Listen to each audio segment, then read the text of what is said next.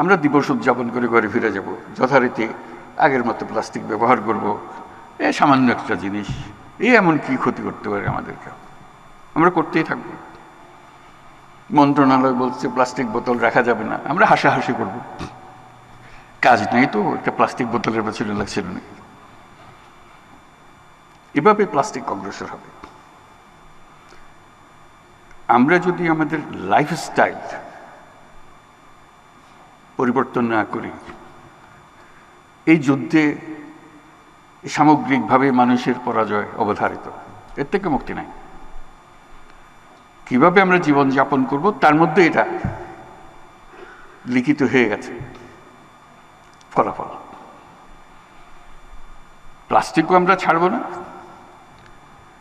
ধ্বংস আমাদেরকে ছাড়বে না।